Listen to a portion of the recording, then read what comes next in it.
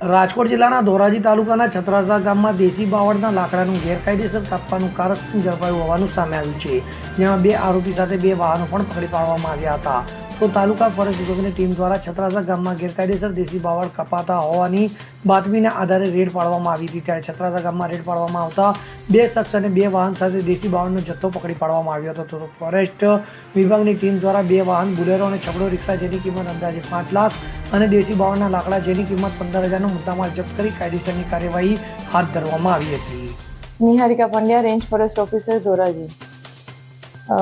છત્રાસા મુકામે છેલ્લા કેટલાય દિવસથી ગેરકાયદેસર લાકડાનું કપાણ થતું હોય તેવા સમાચાર અમને મળેલા હતા, જે બાબતે અમે લોકો ખાનગી બાતમીના આધારે છત્રાસાની અંદર આજ રોજ અમે વોચમાં હતા. ત્યારે રાત્રિના સમયે 11 થી 4 વાગ્યાની અંદર છત્રાસા પ્રોટેક્ટેડ જે રોડ સાઈડ છે ત્યાં આગળ ગેરકાયદેસર રીતે દેશી બાવળનું કપાણ થઈ રહ્યું હતું, જેથી અમે 11 થી 4 વાગ્યાની વચ્ચે ત્યાં રાત્રે રેડ કરી અને તે લોકોને રંગે હાથે લાકડા કાપી તથા 2 સાધન, એક છકડો રિક્ષા તથા બોલેરો ગાડીમાં વાહતુક કરતા તેઓને રંગે હાથે પકડેલ છે.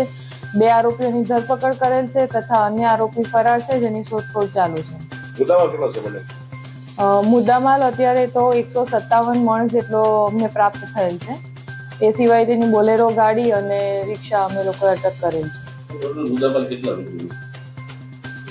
બોલેરો ગાડી અને રિક્ષા થઈને 5 લાખ અને તેના સિવાય જે લાકડું પકડવામાં આવ્યું છે તેની કિંમત અત્યારે અંદાજિત 15,000 જેટલી છે.